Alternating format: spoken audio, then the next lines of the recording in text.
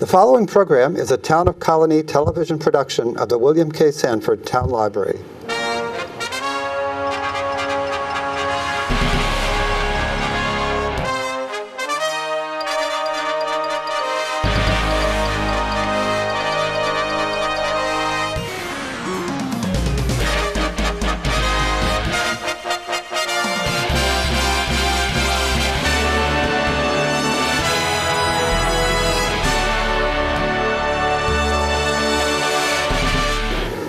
Hello, ladies and gentlemen, whether it's evening or morning, whatever time you're seeing this on Channel 17, welcome to Spotlight on Sports.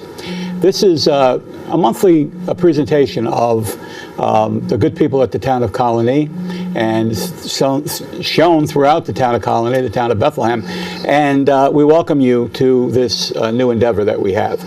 I have a couple of gentlemen here today that I think you will be very interested in hearing the stories about their lives in basketball, what happened, what it's like, and what it used to be like, what happened, and what it's like now.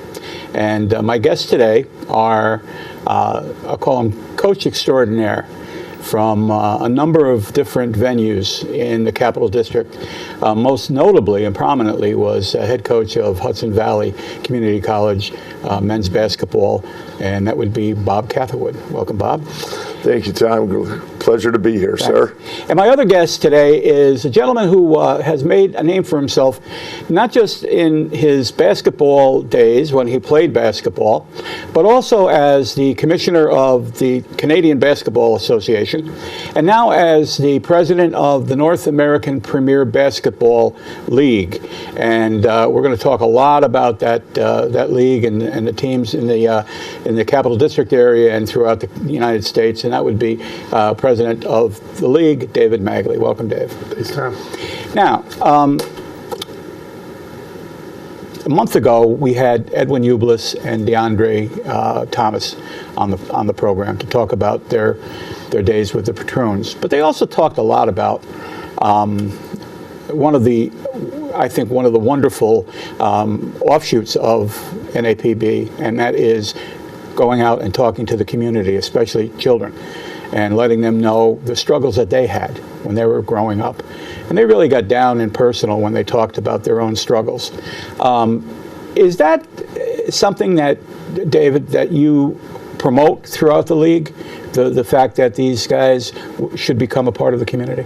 Yeah, I mean, when you look at the vision of what we're trying to do, is there's so many components that, you know, a good business deal is win-win. We think it can be win-win all the way through, because we give guys jobs that don't have jobs to play ball, dream jobs. I mean, for them, money is not the issue. They just want to be pro basketball players. Mm-hmm. And then we teach them a skill set of how to go out and help young people, go into schools, mentor, minister, whatever the term you want to use, and try to impact lives. So then we value the community because we're giving a direction to the community that's from a standpoint that's different than a teacher and a parent and a pastor. It's an athlete, someone that somebody looks up to. Mm-hmm. So all of a sudden the community starts winning. Then you add in the entertainment value. Hopefully the owners can make some money, and everybody wins in this process. Mm-hmm. So for us, the other piece we want to do is give these kids a skill set that they can then go after life of basketball. Because trust me, Coach and I can tell you, this time ends when you're no longer the dark-haired and thin, and you're heavy and fat, and you have to transition to the next part of your life. Mm-hmm. And too many leagues and too many people at our level don't do a very good job of giving these guys skill sets, opportunities. In the ideal world, excuse me, several of our guys will end up in communities working all summer, maybe eventually having careers here. And so these are things that we think take us a whole step above what most pro basketball or pro athletics looks like. It's not just we need entertainment. We want to really impact everything that we do, because life's too short not to. Mm-hmm. You know, to me, I don't want to be a part of something that's just about making money or just playing basketball.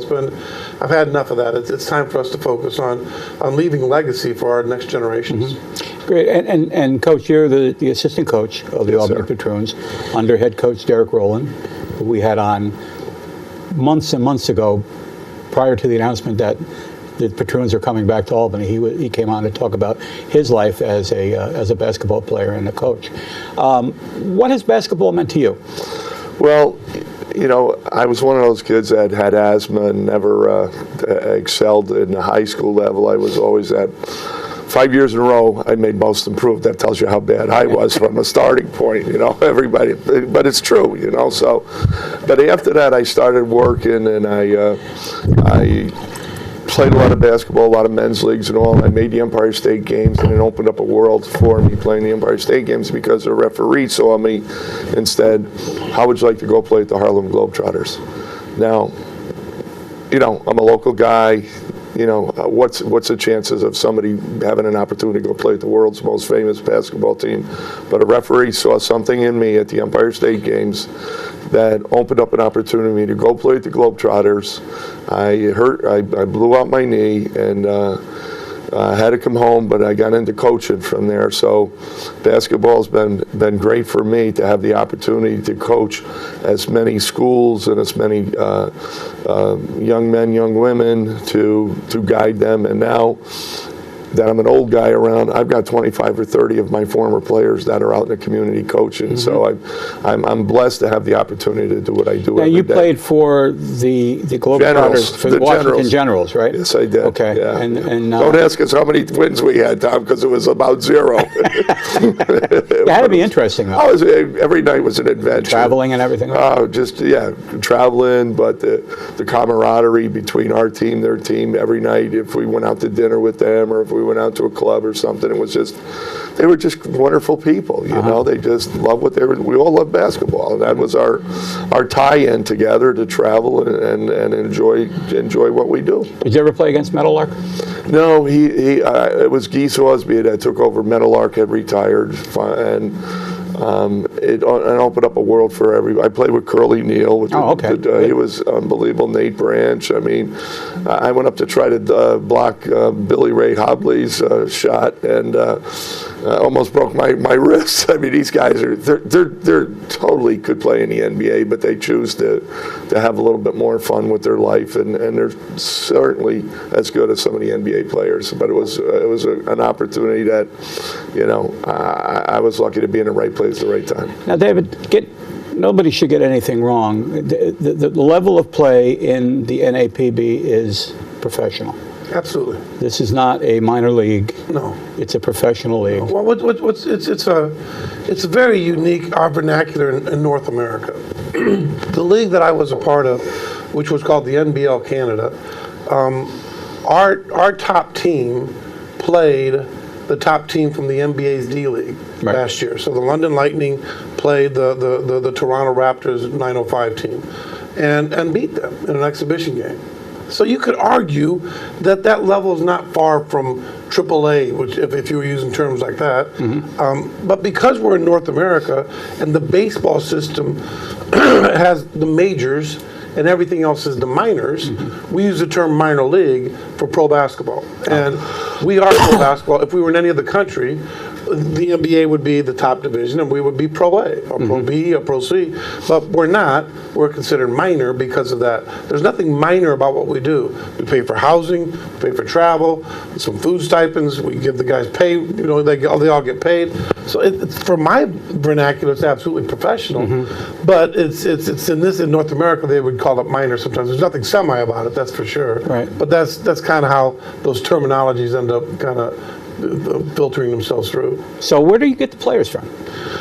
Well, if I was in Saudi Arabia and I was in the oil business, it'd be just limitless amount of stuff coming up. That's what it's like in America. There's just so many wonderfully talented young men that are not been found. You've got a guy named Stephen Cunningham, and I saw him at a combine in Atlanta, and I mean, he can look in the rim. Yet he hadn't been on anybody's radar to play professional basketball anywhere. Has had a great year. Will either make more money in our league next year or go someplace else and make a lot more money. You know, those are things where you can find them through tryout events all over North America.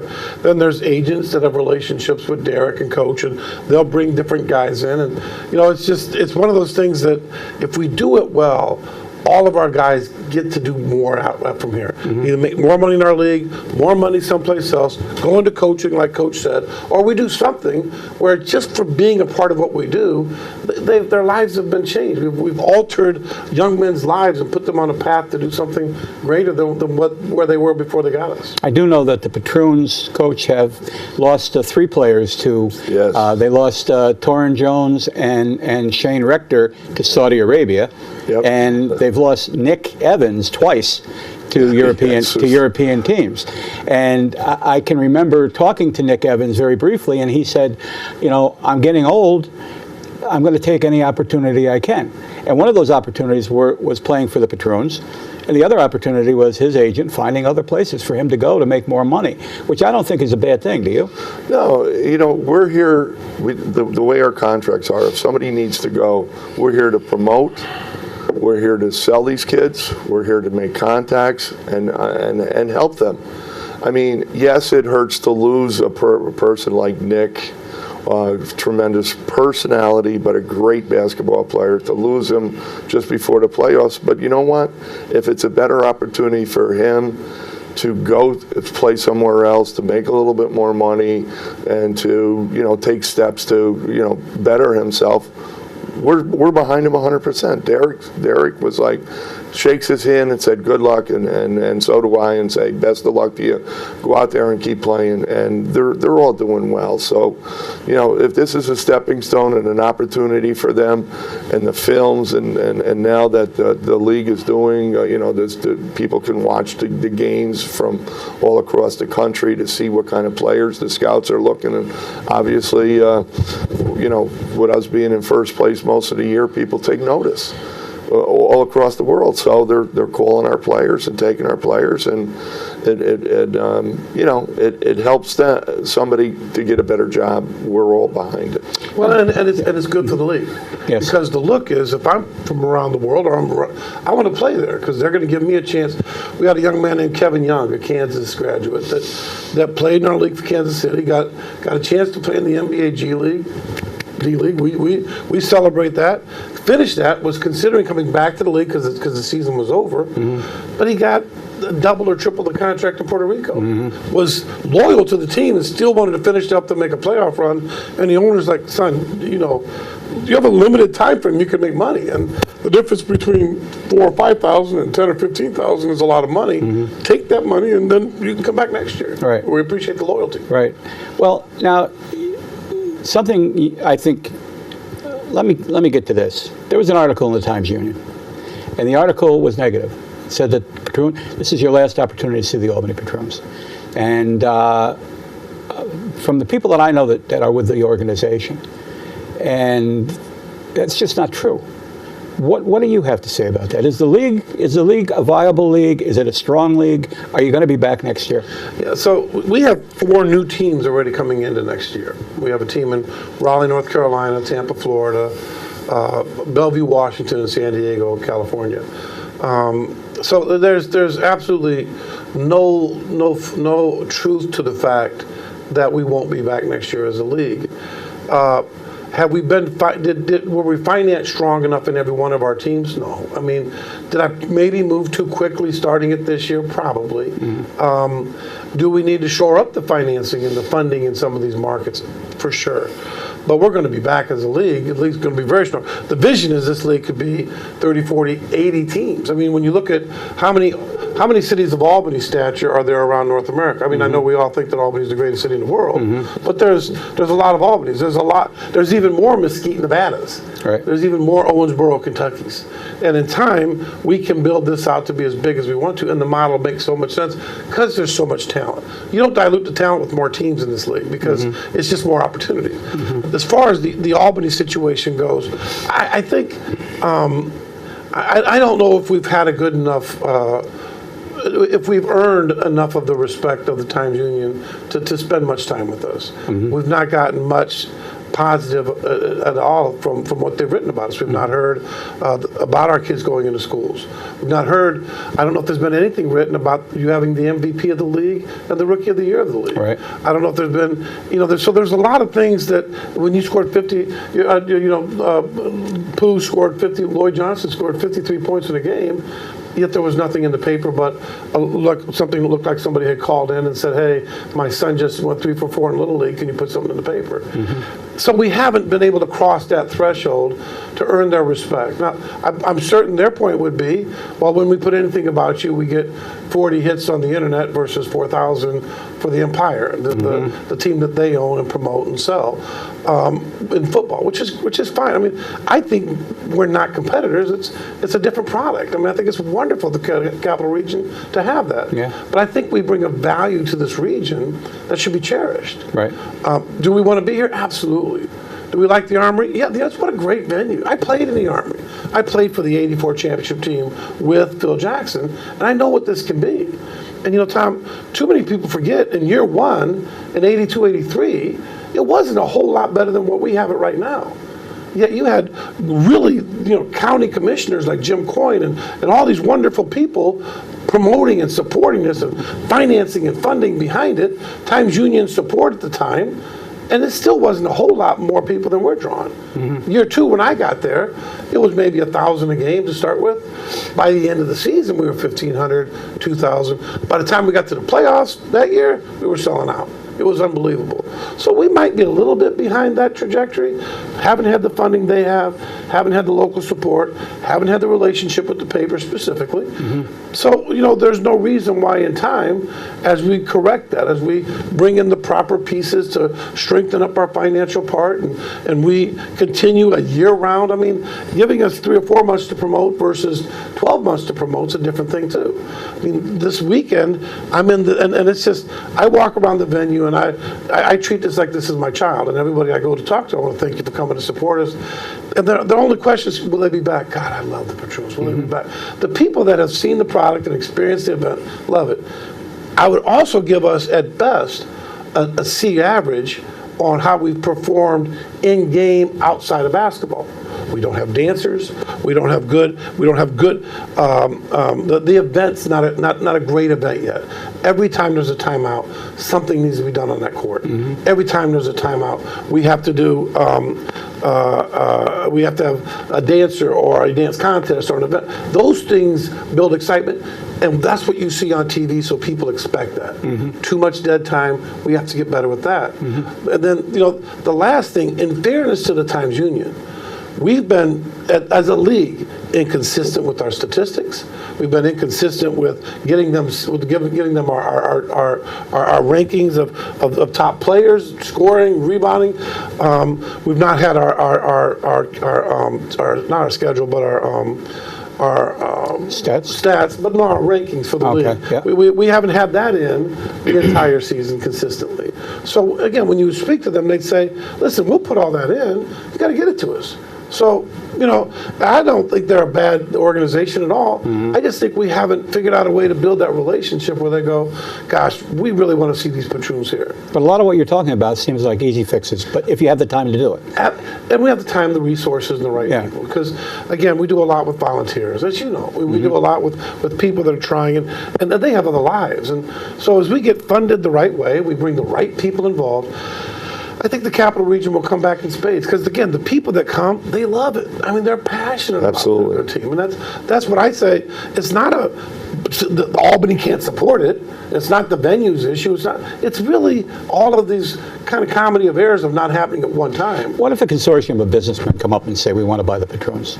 The possibility? Absolutely. I think if the right group says, we want whatever it takes to keep this here, let's have the conversation. I mean, to me, there's a guy named Brendan Casey that's doing a wonderful movie on the Patroons, and he calls it the minor league Mecca. He calls that Armory the minor league mecca, and he talks about Phil Jackson and Bill Musselman and George Karl and Rick Carlisle and Michael Ray Richardson and all these wonderful players that it doesn't mention me much, but everybody else that came through this environment says this was a time, this was an era that was special. Can we recapture that? Yes. Will it ever be exactly the same? Well, it's hard to say. U-Haul wasn't Division I then. Right. Siena was a low major, not a high major. The Times Union Center wasn't built. There's a lot more but there's still a niche that we can carve out. There's still a price point we can hit, a family entertainment. I was talking to an attorney last night, and he goes, I could bring my family here, and for $50, I can have my family here, give them popcorn, give them something to eat, and it's nothing. By the time I park and I go to these other places and I spend the prices in someplace else, that's per person. Now, this is a value product. We've got to have the right parking structure, and we've got to promote it the right way so people are comfortable. But again, easy fixes. There is plenty of parking around that place. We just have to figure out how to get the right relationships, promote it the right way from day one, and again, build, heal, grow our relationship with the Times Union so they'll support us and see what we can do. Now, Bob, you come to the Patroons as a veteran basketball coach locally. Yes. What do you see the difference between coaching in the professionals like this and coaching, let's say, at Hudson Valley Community College? Tom, I coach the same way no matter where I am. If I'm coaching my son's AAU team or any league, CYO, I coach the same way.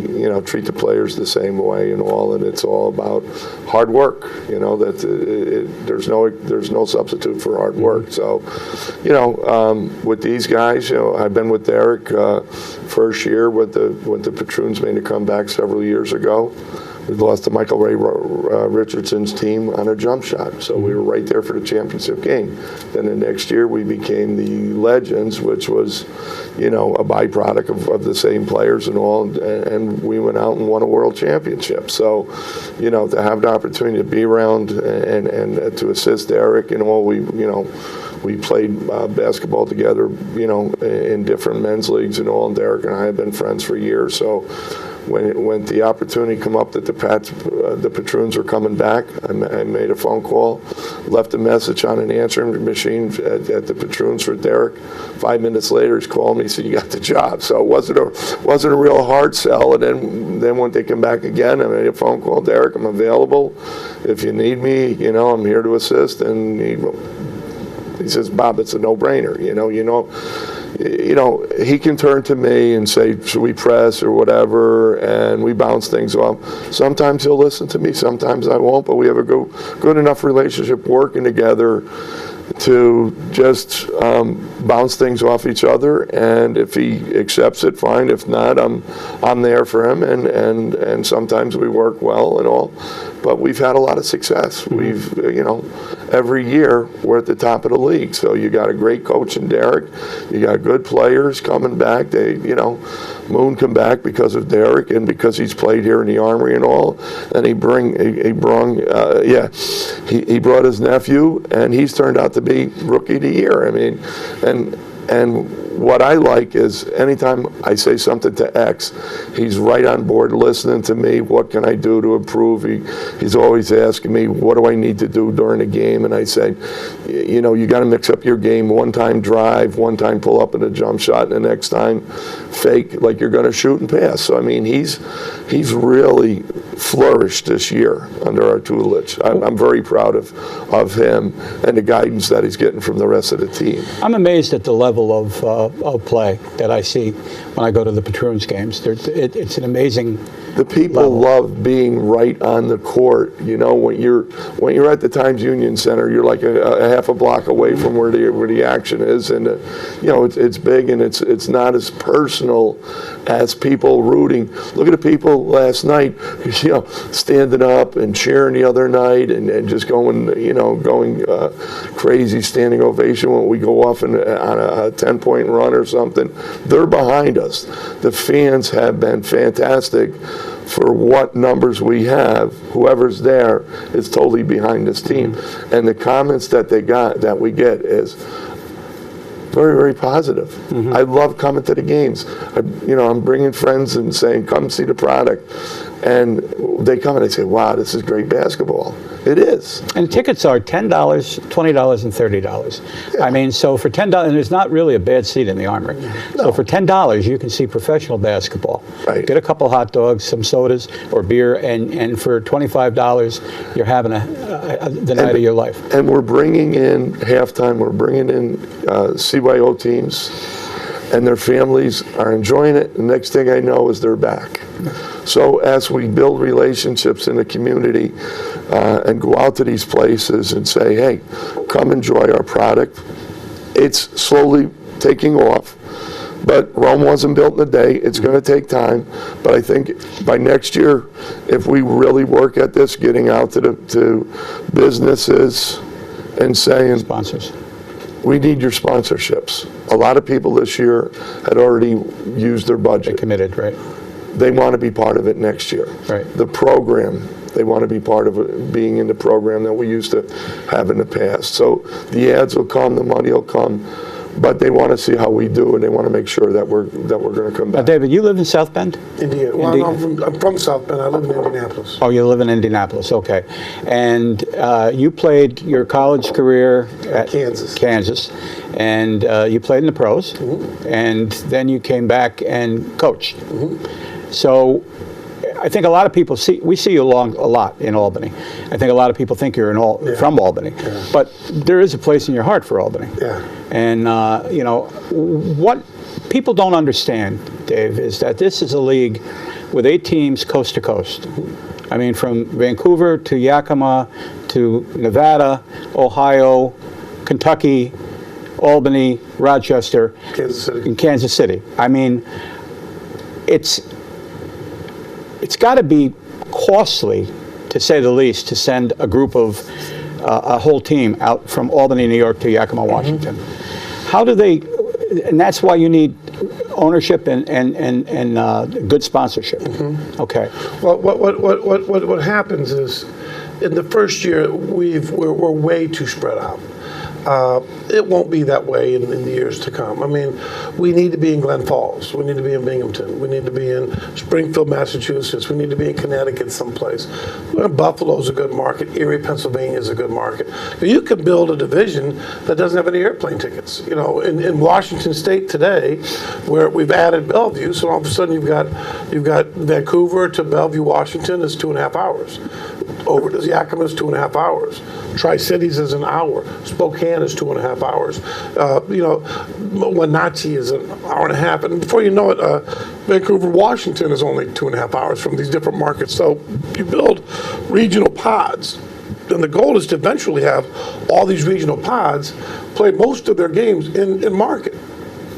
And then each team will fly in and play 4 games someplace else. Okay. So someone would fly into this northeast market and play 4 games. And then they'd fly to the southeast and play 4 games. And the next year they'd play someplace different.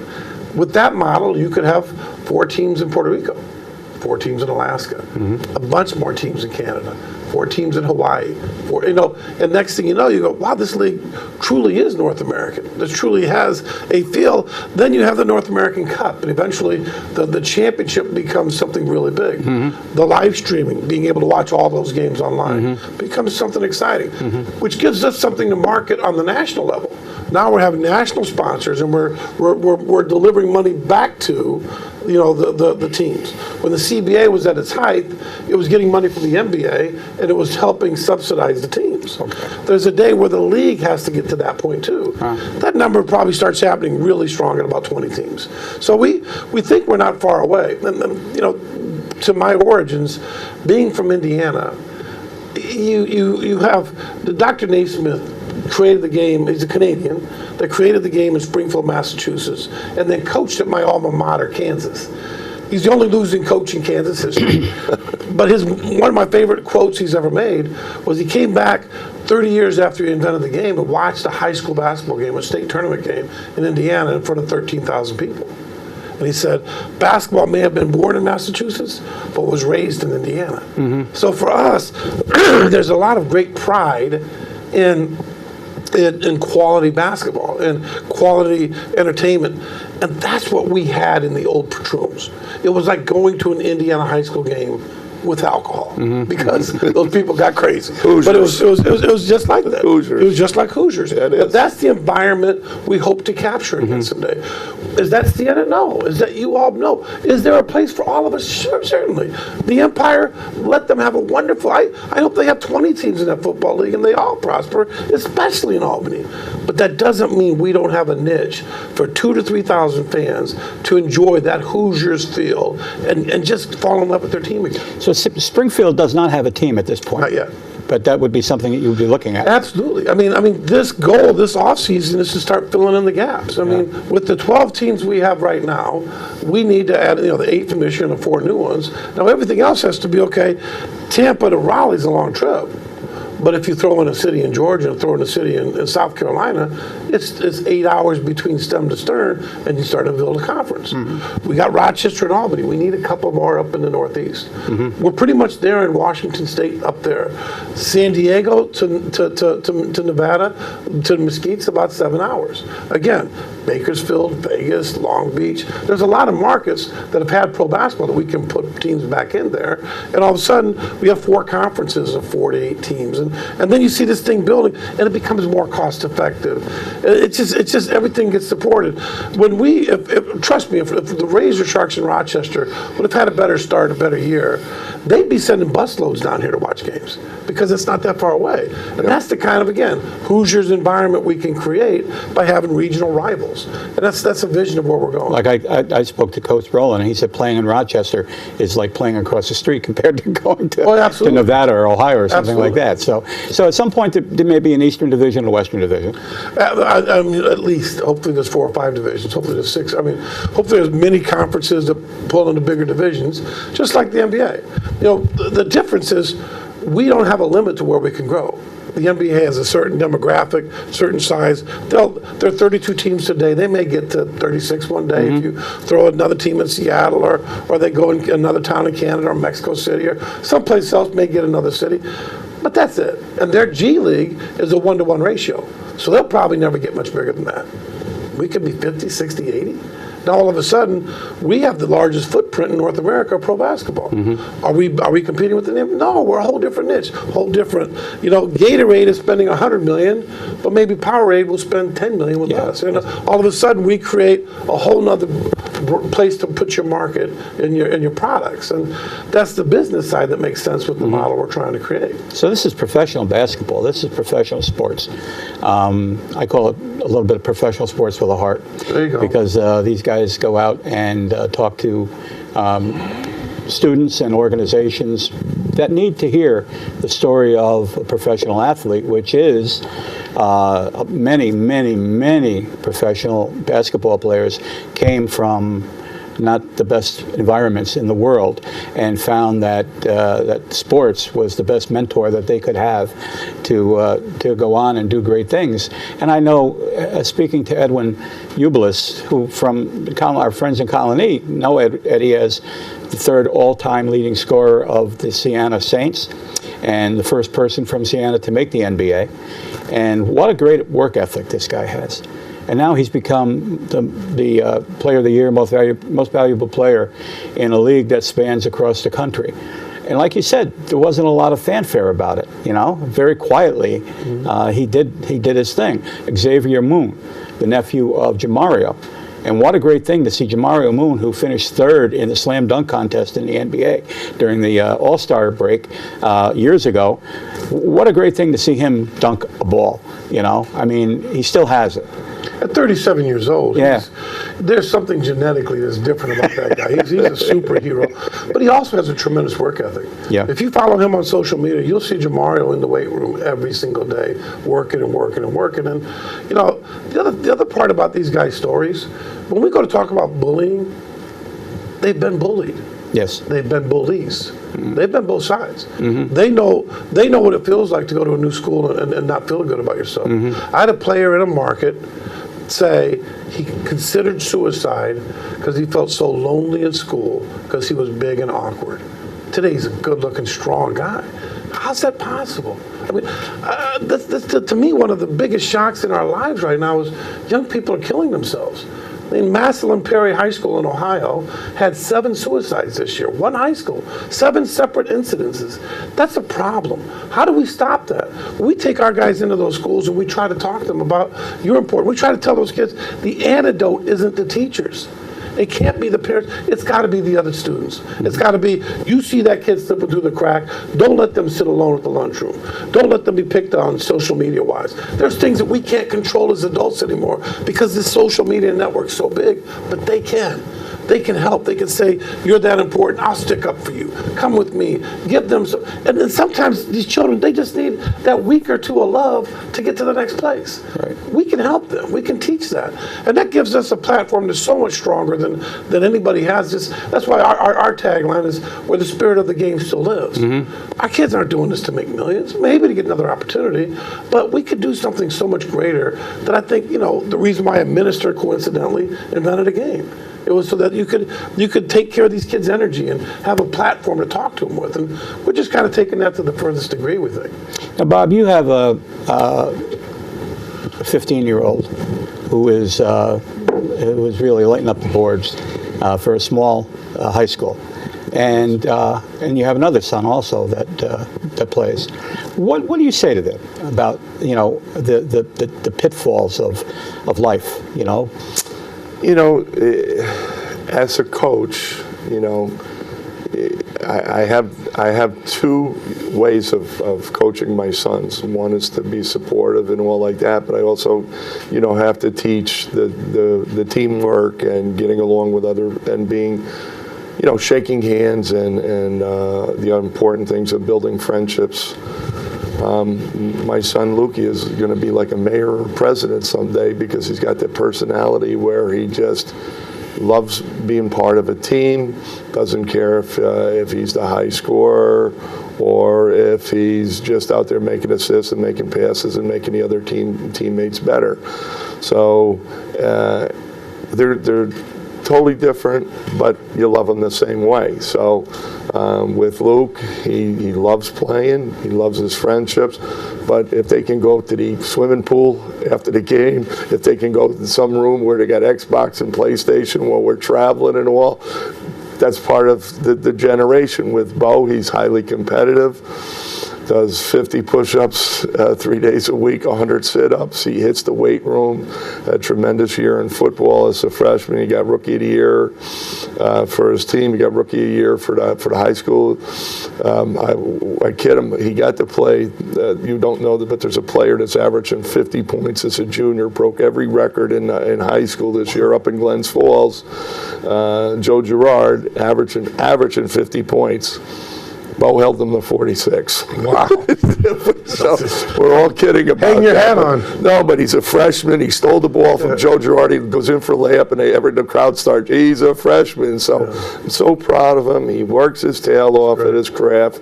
But what do I say to him? I just say, hey, have fun. Mm-hmm. Go out there, have fun. Count your blessings that you have the ability to do what you do at a young age, and you're gifted. But he works at his craft, so one is driven one way, and the other one is just having fun and enjoyable. And I'm along for the ride. I got 2 great sons, and he loves his teammates, and they love him, and he's popular. And both of them are like little mayors and all of running the school and all. And I just sit back and laugh and enjoy it. So yeah, Tom, and I've coached a lot. I've coached a lot of other sons, so now I have the top opportunity to coach my own sons with the Raptors and all, with the AAU traveling and all. And I did some CYO and all. Coaching both of them, it just keeps me alive and keeps me young, I guess. The great thing about the Capital District, you mentioned Joe Girard.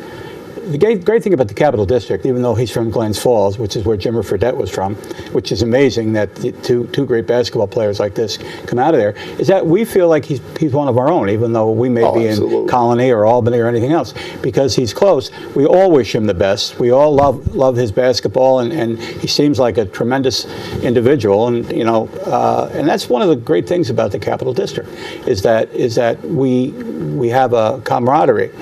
Now that camaraderie can come to the Patroons games, but only if people know about the Patroons being here and the level and quality of the game and the affordability of the game and what the guys do. So I think that we all look forward to next season. We look forward to seeing the the end result of a lot of hard work on the part of a lot of people over the off season to build up the product and to market the product. The product is built. Championship games coming up very shortly.